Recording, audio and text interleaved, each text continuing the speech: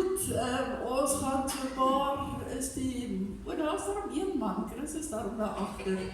Ja, maar die dames het jou skoon uitgeskuif daar, lyk dit my. Ons gaan so 'n paar liedere weer saam sing, kom ons begin met lied 3. Aan God al die eer, hy wat wondere doen. En dan sê ons in die koorgedeelte, hy gee aan sy kinders die Heilige Gees, wat deel is van ons thema ook vanaand. Ons sing die 2 verse uit 2 verse.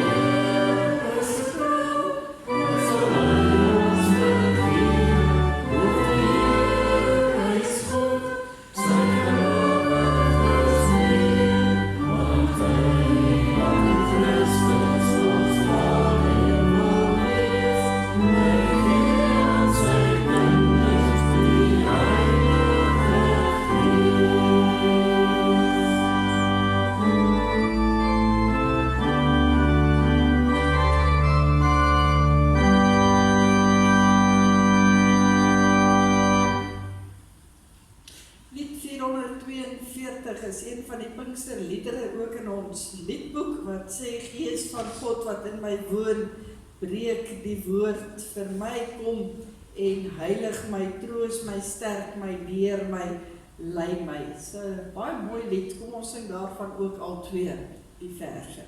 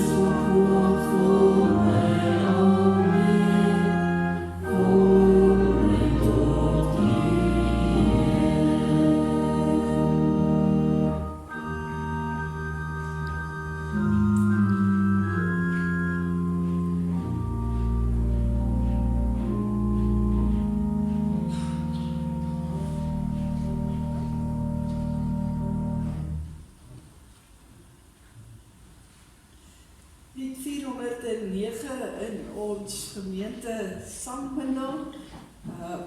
En ek sien dat dan nie so oorskuif, ek dink nou, so die week as jy so heen en weer skuif, die van die wat nou lank in die gemeente is, sal onthou dat die klavier op 'n stadium hieronder gestaan het.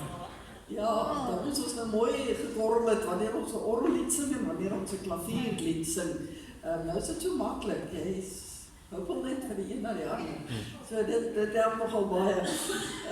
Maar ja, ek is bly aan, nee, hy staan nie meer die onder nie, dan moet jy op en af. Ja, sy het 'n vinnige drafie gehad aan die Susan. Goed, ons sing net 409, ek wil kom stil word, en dan ook die 3de vers, maak my 'n beeld van Jesus se liefde.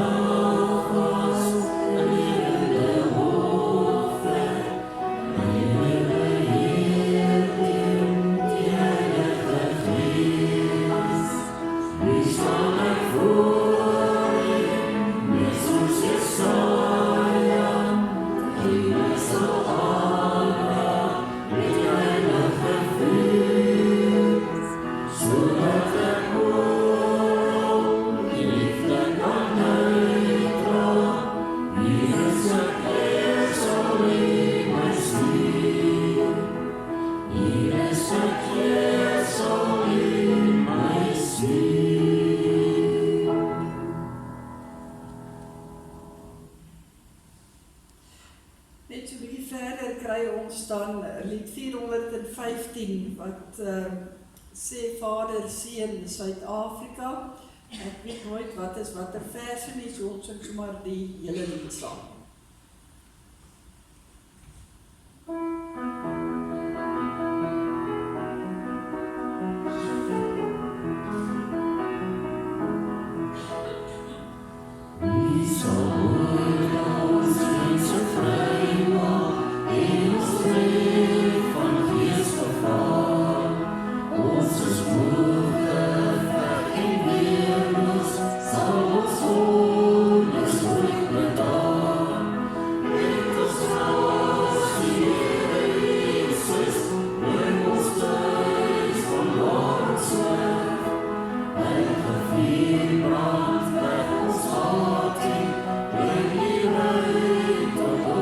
Yes,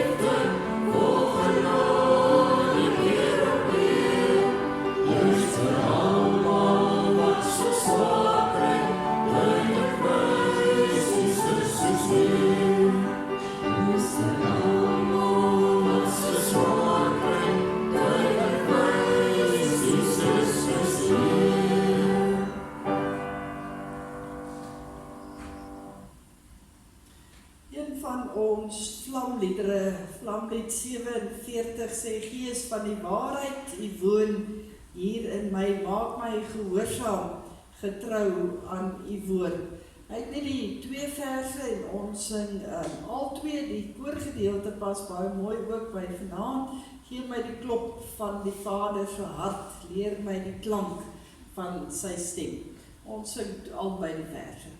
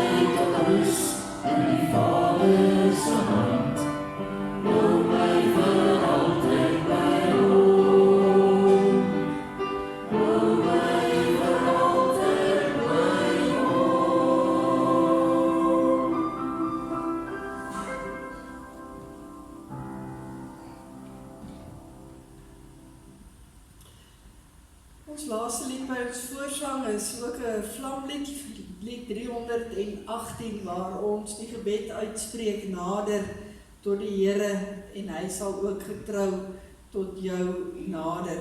Ons sing ook daarvan die eerste vers en die tweede vers.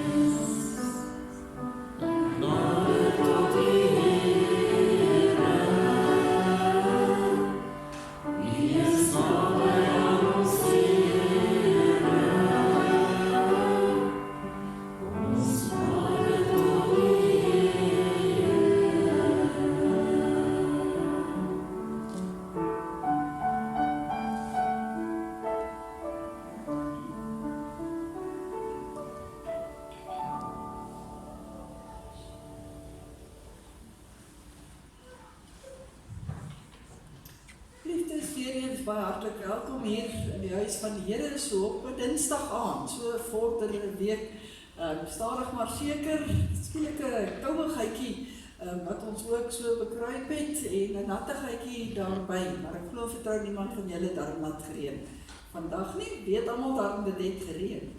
En party sit ons nou in kantore sonder vensters, dan kom hulle dit ook nie agter nie. So, maar dit is heerlik om hier in die ruimte van die Here se huis te wees en ook eintlik die warmte van die Here se liefde onder mekaar ook te beleef. En ons staan dan vanaand stil by ons vierde tema, naamlik die Heilige Gees. En daarom gaan ons so 'n paar oomblikke stil word en dan roep ons die Here ook aan.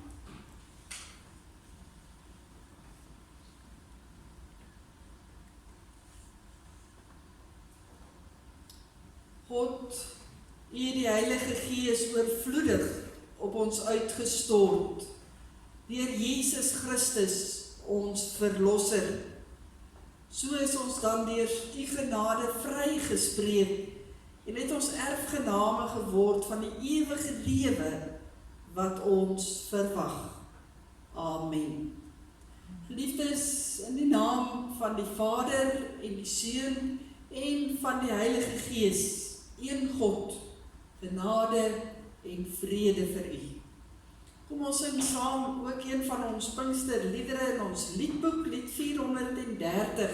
Kom Skepper Gees, besoek u kerk, u wat vernuwe, ons versterk. Ons kan staan in die eerste, die tweede en die derde versie sing.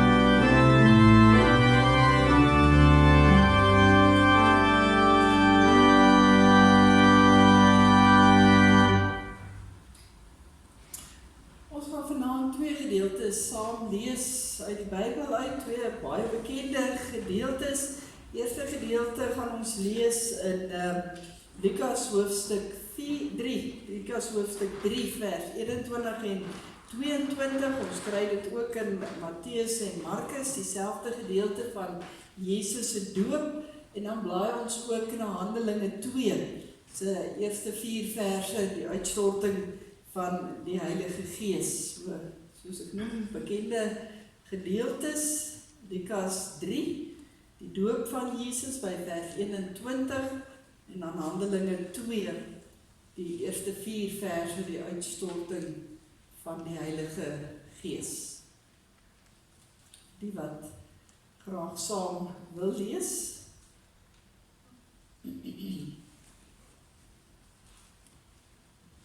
Daar is 'n aangrypende vonklied, lied 211, wat handel oor die Heilige Gees, En ek het dit goed gedink om vir die Hannelie en ons tempelsangers te vra om vir ons daarin voor te gaan, ook vanaand as ons gebed, so kom ons sit so en dan bid ons dit soos wat ons dit daar op die borde sien in ons harte en soos wat ons dit hoor, soos wat hulle dit vir ons sing.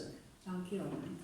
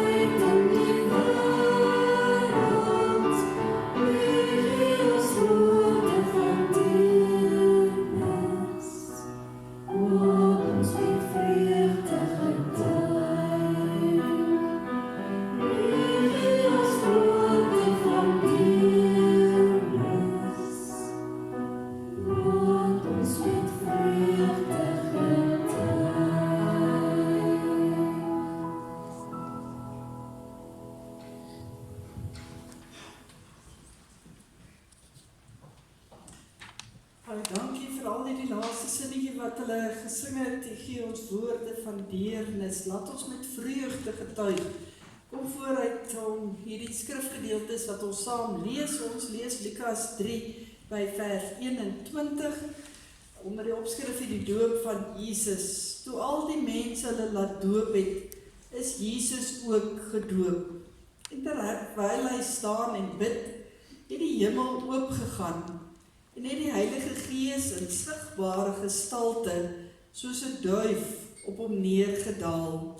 Daar was ook 'n stem uit die hemel, jy is my geliefde seun, oor jou verheug ek my. Oor jou verheug ek my. Maar die Heilige Gees wat in sigbare gestalte, soos 'n duif op Jesus neerdaal. En dan blaai ons ook na Handelinge toe, Handelinge 2, onder die opskrif die uitstorting van die Heilige Gees, dan lees ons daar, toe die dag van die Pinksterfees aanbreek, was hulle almal op een plek by mekaar. Skielik was daar 'n geluid uit die hemel, soos van 'n geweldige stormwind, en dit het die hele vertrek gevul waar hulle gesit het. Hulle het iets soos vuur gesien, wat in tonge verdeel en op elkeen van hulle gekom het. Almal is met die Heilige Gees vervul, en hulle het in ander tale begin praat, soos die Heilige Gees dit aan hulle gegee het, om onder sy leiding te doen. Ons lees net tot daar, ek wil net uitlig die gedeelte in vers 3, hulle het iets soos vuur gesien, wat in tonge verdeel, en op elkeen van hulle gekom het. Liefdes in ons Here Jesus Christus, vanaand se tema nou die Heilige Gees. Nou moet ek sê, dit was baie moeilik om 'n teksgedeelte te kies vir vanaand. Want in teenstelling met gisteraand se gedeelte, waar daar nie 'n spesifieke teks is wat sê die Heilige Jesus nie, is daar ten minste 110 verse wat verwys na die Heilige Gees. En ek moes naderhand begin om vir myself te sê, maar ek wil dit beperk tot die Heilige Gees self. Ons het tot dusver gekonsentreer op wie is die Heilige God? Wie is die Heilige Jesus? En ek wil vanaand konsentreer op wie is die Heilige Gees? Want soos jy gesien het in al die liedere wat ons gesing het, die Heilige Gees doen ongelooflik baie. Ons sal baie dinge kan aanraak van hoekom die Gees gekom het en hoe hy dan ook in ons werk en hoe hy hier op die aarde werk. Maar ek wil graag konsentreer vanaand op die Heilige Gees self, die derde persoon van die drie-eenheid van God. En nie op ons as mense en wat die Gees vir ons doen nie. Alhoewel mense dit nie heeltemal los kan maak van mekaar nie. Vanaand se eerste gedeelte wat ons gelees het, is vir my natuurlik een van die mooiste gedeeltes wat daar is, wat handel oor die drie-eenheid van God. En hier word die Heilige Gees dan op 'n baie spesifieke manier vir ons beskryf, naamlik in die gestalte van 'n duif. Iets wat ek glo aan die meeste van ons bekend is. As ons vra wat is 'n beeld van die Heilige Gees, dan dink ek dis die eerste wat in ons opkom, naamlik die vorm van 'n duif, wat ook deel is van die wapen van ons kerk. Op een van die kanselklede wat nou daarbo in die galery hang, is dit ook so daar. Maar dit het my laat wonder, hoekom nou juis in die vorm van 'n duif?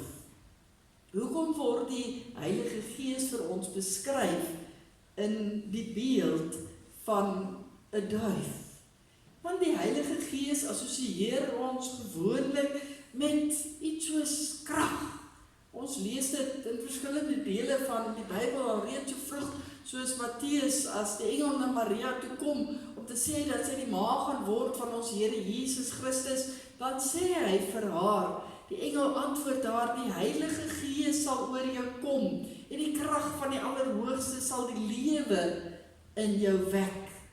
As Jesus sy disippels voor die hemelvaart opdrag gee om in Jerusalem te wag, sodat die Heilige Gees uitgestort kan word, dan sê hy vir hulle in Handelinge 1 vers 8, julle sal krag ontvang wanneer die Heilige Gees oor julle kom. In een van ons geloofsbelijdenisse, die Nederlandse geloofsbelijdenis, bely ons ook dat die Gees die ewige krag en mag is, wat van die Vader en van die Seun af ook uitgaan. In artikel 8, wat ek seker is van ons ouer mense baie goed onthou uit hulle katekisasie daar. Maar, dit laat 'n mens vra, hoe kan die Gees dan, as dit geassosieer word met krag, wanneer 'n duif voorgestel word? Iets wat ons wat nie eintlik met krag assosieer nie. Dis natuurlik omdat krag nie al is waarna die Bybel verwys as dit van die Heilige Gees praat nie. Eintlik is daar te veel fasette om te noem rondom die Heilige Gees. Want ons moet onthou, die Heilige Gees is ook God, een van die drie-eenheid, soos ek nou al genoem het. En dus beskik hy ook oor al die verskeidenheid wonderlike eienskappe waaroor God ook beskik. En juis hy gee hierdie verskeidenheid van gawes op baie verskillende maniere uiteindelik ook aan die kerk, aan die gelowiges afsonderlik. Hy stel ons byvoorbeeld in staat om soos Jesus, soos ons gisteraand vir mekaar gesê het, nederige dienswerk ook te doen, met liefdevolle gesag op te tree. En dit laat ons al 'n bietjie meer dink dalk in die vorm van 'n duif. Waarom daal die Heilige Gees enigsins sigbaar hier op Jesus neer terwyl hy gedoop word? Ons moet onthou dat die feit dat die Heilige Gees sigbaar in die gestalte van 'n duif hier op Jesus neerdaal, beteken nie dat die Heilige Gees nog nie in Jesus gewerk het of met hom gewerk het of saam met hom gewerk het nie, omdat hulle deel van die drie-eenheid is nie. Ons weet toch immers dat Jesus van kleins af al die werk van sy Vader gedoen het en in die Gees om daarin gelei het. En ek kan al die verskillende Bybelverse wat daarna verwys eintlik ook aanhaal hier, maar ons lees hoe die Gees ook vir Jesus geestelik sterk gemaak het, hom wysheid gegee het, deur hom ook gewerk het op wonderlike maniere. Maar ons as mense het baie keer 'n sigbare teken nodig, 'n simbool nodig. Soos die amptdraers in die Ou Testament, by die aanwysing daarvan tot hulle 'n besondere ampt wat hulle gehad het, sê maar as 'n koning, dan is hulle met olie, is hulle dan gesalf. Dit was die teken wat het amptelik daar gestel het. Sondag het ons die teken van die doop gehad, waar ons die fisiese teken van water sien, wat Jesus self vir ons gegee het, nadat hy ook hier gedoop is. Ons vier nou komende Sondag die nagmaal, dan sien ons die fisiese teken van die brood en van die wyn, wat ook 'n simbool is weer van Jesus se kruisiging. So, daar is in die Bybel baie simbole, baie tekens, sodat dit vir ons as mense so bietjie meer verstaanbaar kan wees.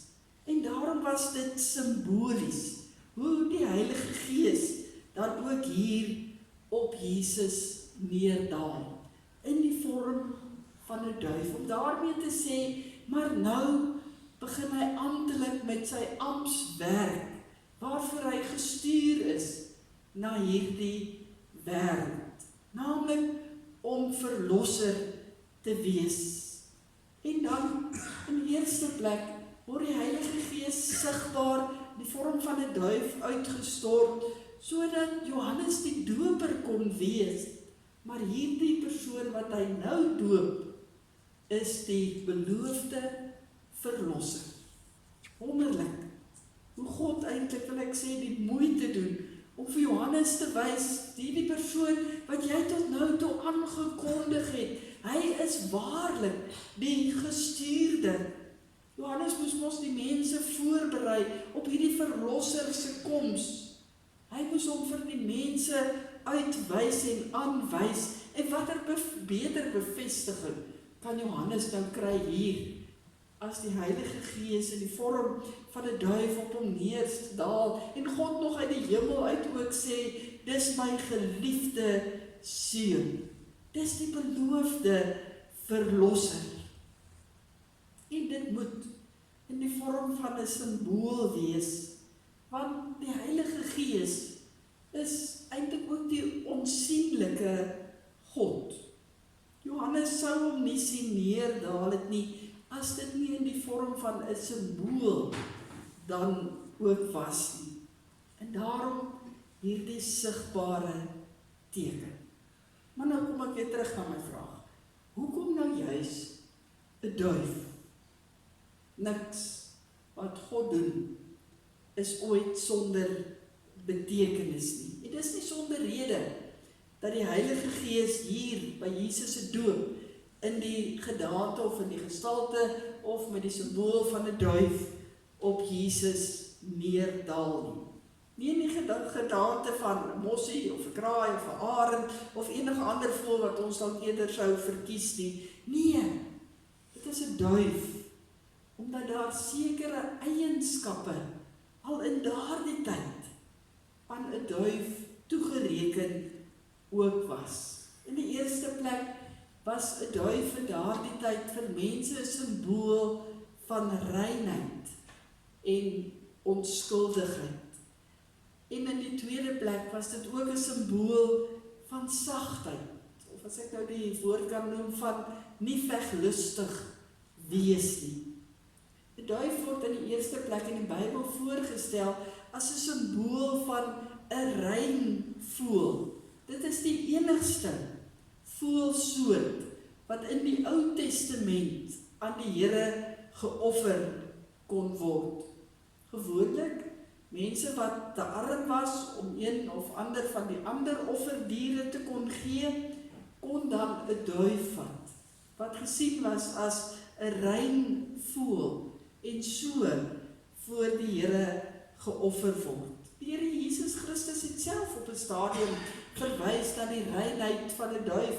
In Matteus 10 vers 16 as hy sê, onthou, ek stuur julle so skape tussen die wolwe in, wees dus versigtig soos slange en opreg soos 'n duif. Opreg soos 'n duif. Reeds in die begin van die bladsye van die Bybel, daar waar Noag se ark begin om so 'n bietjie weer vaste grond te begin kry, wat stuur hy uit? Hy stuur 'n kraai en hy stuur 'n duif. 'n Kraai kom nie terug nie, want 'n kraai sou nog aas van die karkasse van alles wat daar nog in die water ook daar was, drywend. Kraai is 'n aasvoël, maar die reinduif kom terug, want hy aas nie van karkasse wat onrein is nie.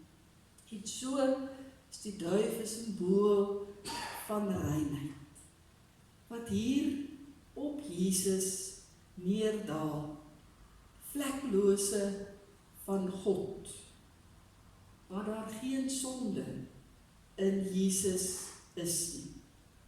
Eintlik 'n wonderlike en 'n pragtige beeld. Hier in Jesus, die gestuurde van God, die heilige Jesus van die heilige God, stort die Heilige Gees op hom neer, kry hy 'n plek waar hy tuis ook is.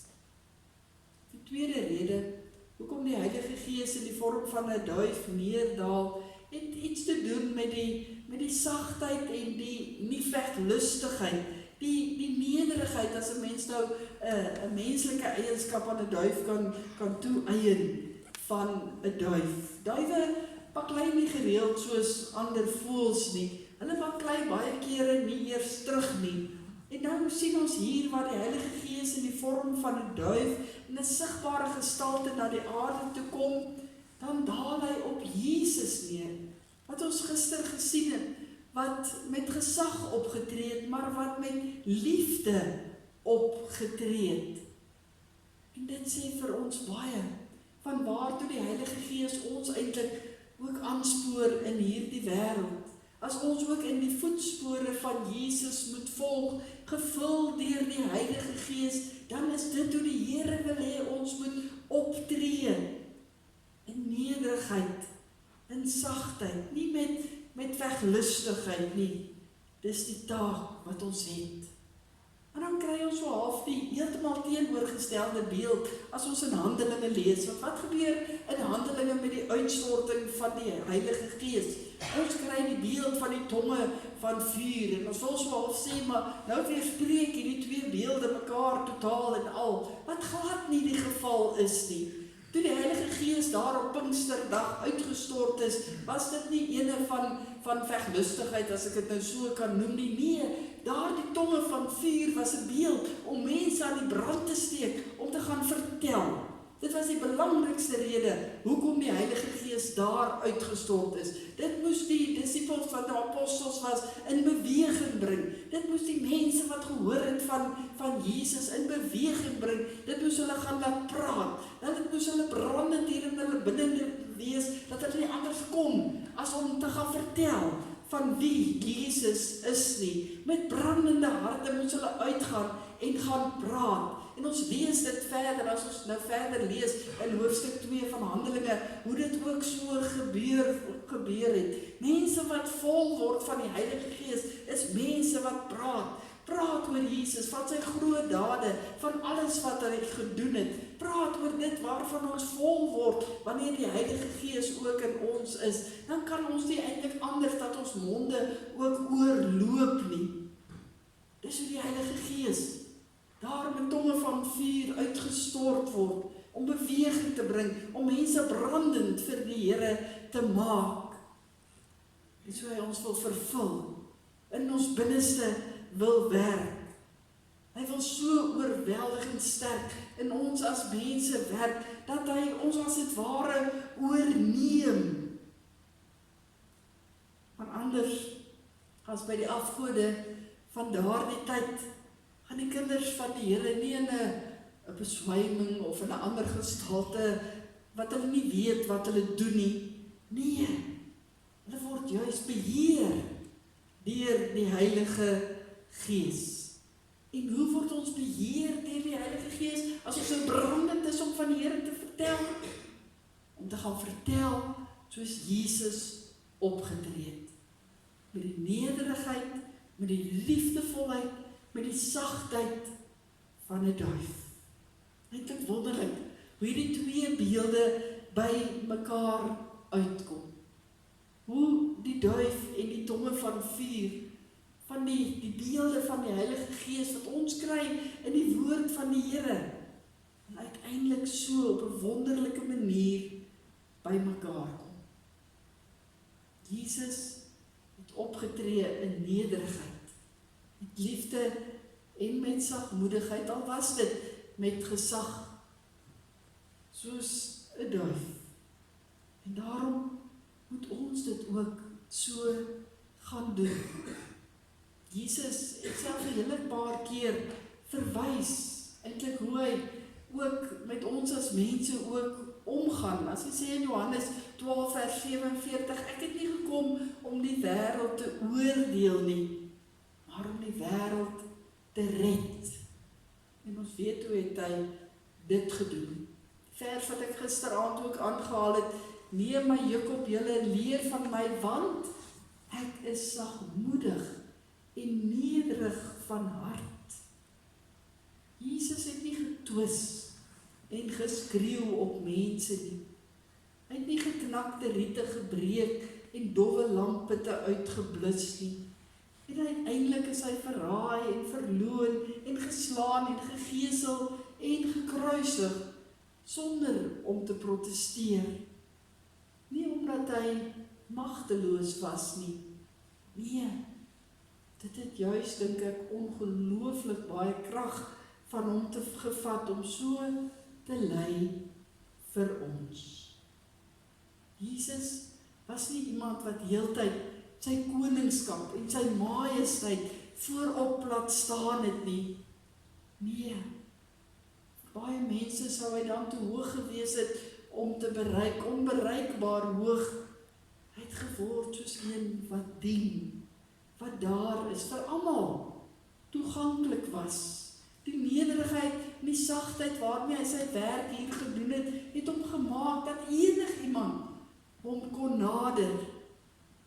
Elkeen die nie gereken is in die samelewing, het na hom toegekom. Die ongeleerdes, die eenvoudiges, die malaatses, die siekes, die gestremdes, die vrouens, die klein kindertjies, die misdadiger aan die kruis, almal het die vrymoedigheid gehad om na hom te kom. Hy was toeganklik vir almal. En daarom daal die Heilige Gees in die vorm van 'n duif op Jesus neer, om hom toe te rus met nederigheid, om so sy verlossingswerk hier op aarde te doen. En nadat Jesus sy werk hier klaar gedoen het en hy opvaar na die hemel, wat gebeur dan? Daar dieselfde Gees wat vir hom toegerus het, daal op die mens neer, en mense hoor, omdat ander mense brandend is om van Jesus te vertel, en wanneer hulle hoor en hulle begin glo, dan ontvang hulle ook die Gees, onsigbaar, maar ons kan nou vanaand daaraan dink, dat ons dit ook ontvang, soos Jesus in die vorm van 'n duif, om soos Jesus te gaan leef in hierdie wêreld, maar ook om met daardie brandendheid in ons harte ook te gaan vertel, en nie te kan ophou vertel, van wie Jesus regtig vir ons is nie. Daarom mag ons vanaand letterlik eintlik aan die brand gesteek word. Mag ons vurig gaan vertel van die Here, maar mag ons ook gaan lewe, soos wat die Gees vir Jesus gemaak het om te lewe, met sagmoedigheid en nederigheid, maar nog steeds met gesag. Nie wat afdwing nie, maar wat mense aantrek. Ons kry die opdrag in Galasiërs 5 vers 13, dien mekaar in liefde. In Filippense 2 vers 3, in nederigheid moet ons ander hoër ag as onsself. Mag ons deur die beelde van die Heilige Gees net weer besef dat hy juis deur hierdie twee beelde vir ons sigbaar gemaak is, sodat ons heilig ook kan gaan lewe. Amen. Ek gaan vanaand geleentheid gee weer vir stilgebed. Soos wat dit op u hart lê, kan u maar self voor die Here stil word en net sê dankie dat hy ook so in u hart gewerk het om 'n kind van die Here te wees, maar dat hy ons ook bid dat hy ons elke dag sal toerus en dat ons ook sal lewe na wat hy ons ook dring om te wees. Daar's geleentheid vir stilgebed.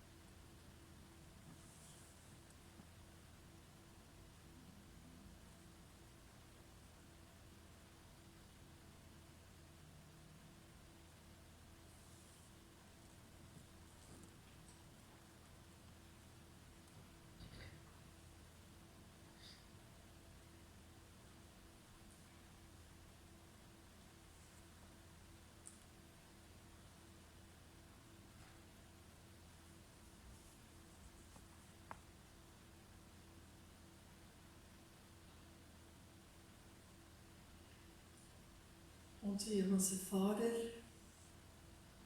as ons so in die stilte van u teenwoordigheid sit,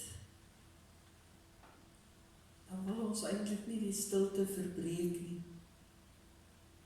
Want dit is vir ons heilige oomblikke om net so voor u te kan wees. Ja, u hoor wat elke hart tot u rig, wat hy dalk met 'n stortvloed van baie woorde wat in ons gemoedere lê, ander van ons dalk net met 'n paar woorde en dan stilte. Maar hoe dit ook al is, glo ek, dit is soos wat u Gees in ons harte ook werk.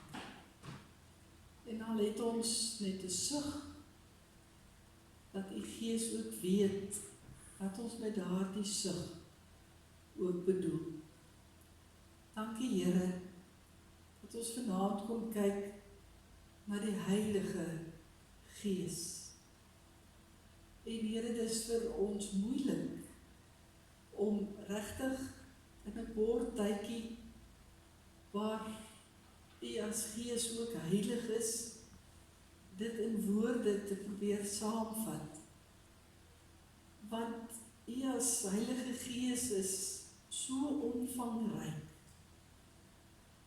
Maar u gee vir ons wonderlike beelde, wat ons aan kan vashou, waarmee ons kan assosieer.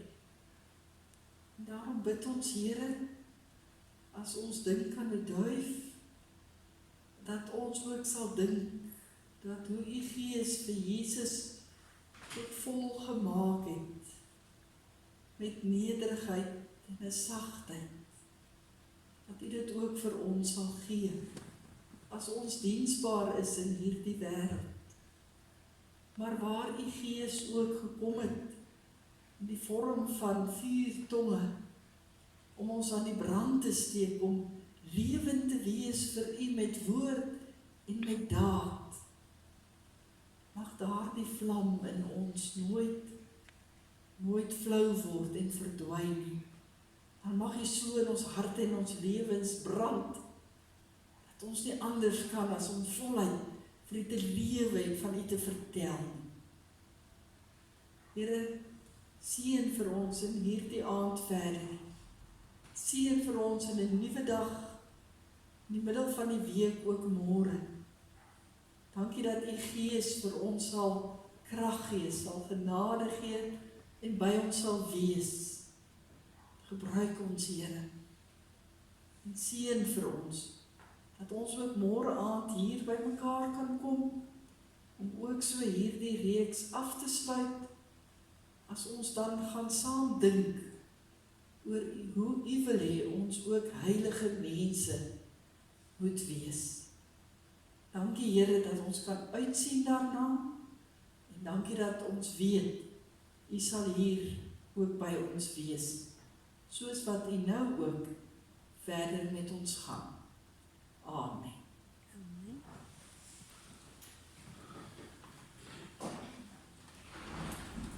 Liefdes, voordat ons sluit met lied 436, herinner ek net weer aan die sop. Ek het gesien, dit is baie ywerig aangedra daar na die saal toe, so asseblief gaan maak verseker 'n draaitjie daar, en dan neem ek ook vrymoedigheid om dalk net 2 persone in ons midde te plaas. Annelies het my nou net laat weet dat sy ook weer môre met Henty moet ry, en dat daar baie vog op sy longe is, so hulle gaan môre die vog van sy longe aftrek, en dan Vrydag dan kry hy weer dialyse, so dan moet hulle weer ry, so die ryery van hulle, en dan is Henty ook glad nie waar hy moet wees wat sy gesondheid betref nie, so dink asseblief aan hulle.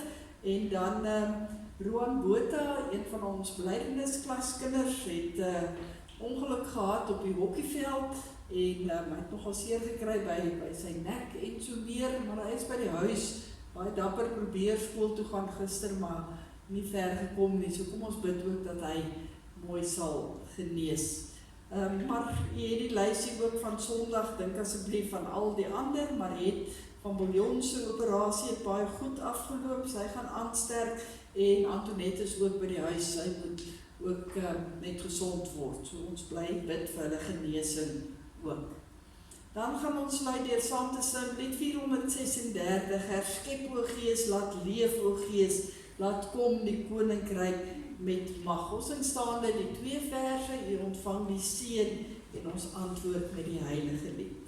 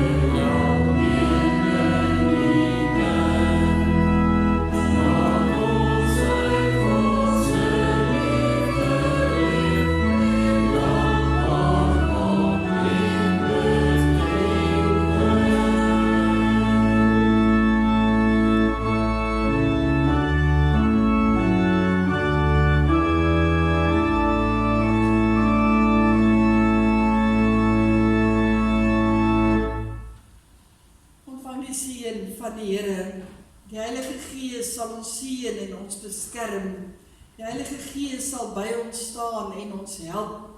Die Heilige Gees sal hoor wanneer ons bid en aan ons sy vrede gee.